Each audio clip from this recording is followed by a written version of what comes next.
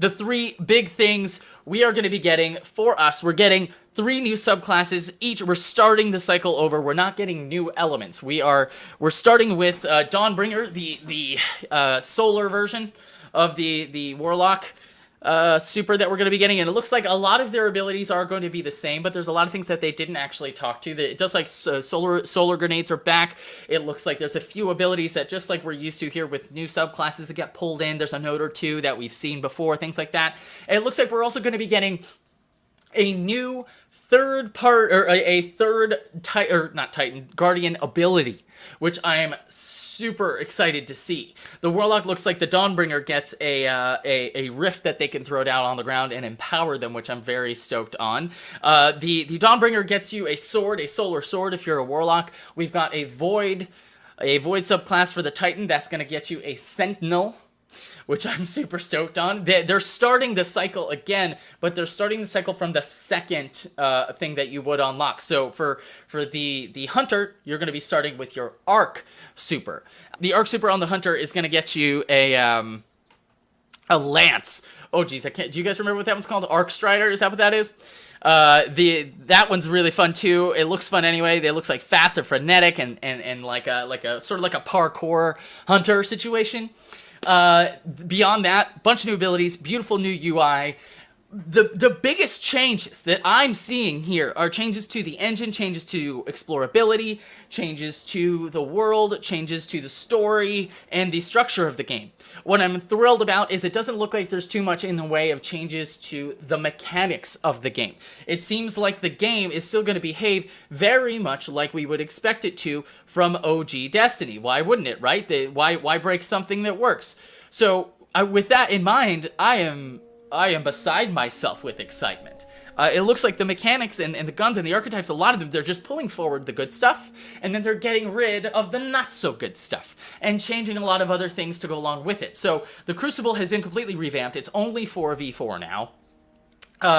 It's going to be chock full of new modes, supposedly, and they're also going to be changing the way that ammo works. So let's talk about that. Now ammo is a kinetic slot, an energy slot, and a power slot. So there's no more standard, secondary, and heavy weapons. The way this is going to work now is your kinetic slot can be the same exact weapon as your energy slot if you want to, but everybody's always going to have to make a choice about their one energy slot, what they're going to use in there. The power slot is going to be replacing the heavy slot as the gun that does crazy stuff. The sort of out of the box slot, that's where fusion rifles are going to go. The new grenade launchers, all these fun new weapons that we're seeing, these like mini SMGs, whatever these. I guess it wouldn't be an SMG, but these new fun guns are all going to be in that power slot, and even fusion rifles are getting reclassified. It seems we got a huge focus on community, on clans, on LFG, on basically it was a love letter to the people who were trying to build Destiny communities and loved being a part of Destiny communities in years 1 through 3. They're giving us a new feature called Guided Games, which allows players to basically solo queue, but instead of just having to go through a matchmaking system and trying to mitigate the problems that you have when you're going into a system like that with toxicity, those shouldn't be a problem, presumably, because they're enlisting the community. They're asking clans to take on this Sherpa role, which they already have. This is like rolling Sherpas into the experience of Destiny. They really have been listening for the last 3 years, and they've been doing their best to give us what we've been asking for while still maintaining a business and making something that they can be proud of. And I think that all the announcements from today are things they can be proud of. On top of which, they announced changes to patrols in the open worlds. There's all kinds of new events.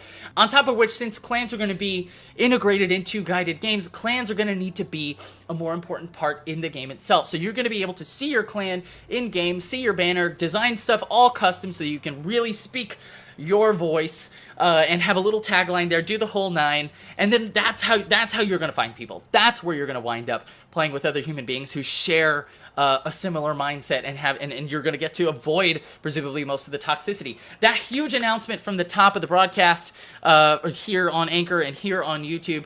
Again, if you're watching on YouTube, make sure you go check out Anchor. If you're watching on or listening on Anchor, make sure you go check out the YouTube.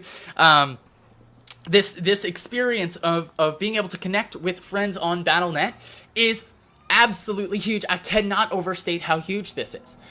This means that the community structure, the default in the community is going to change. Right now, when you go into a strike, when you go into this, that, or the other thing on a Destiny server in a Destiny game, it's default quiet. Everyone's doing their own thing. And yes, it can be a little bit inviting that way, but that also means that you're going to have a really hard time getting the community in that particular instance to communicate with one another. Communication is key in a game like Destiny, and it always has been. In a game like, and especially since they've announced that in the Crucible, they're bringing an attack defense mode for the first time ever to Destiny, which is a great response to Overwatch.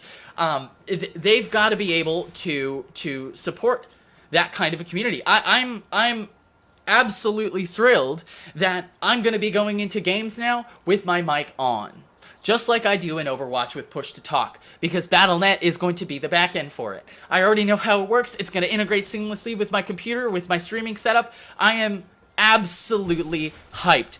Grave, if you get Destiny, all of y'all, I want to do like the biggest Destiny giveaway so that I can play with this brand new community. Like, let's stand up an entire Destiny clan right here.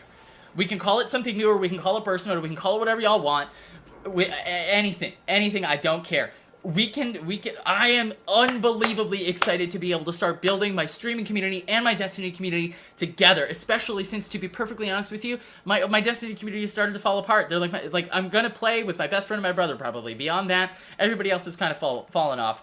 I'm absolutely thrilled.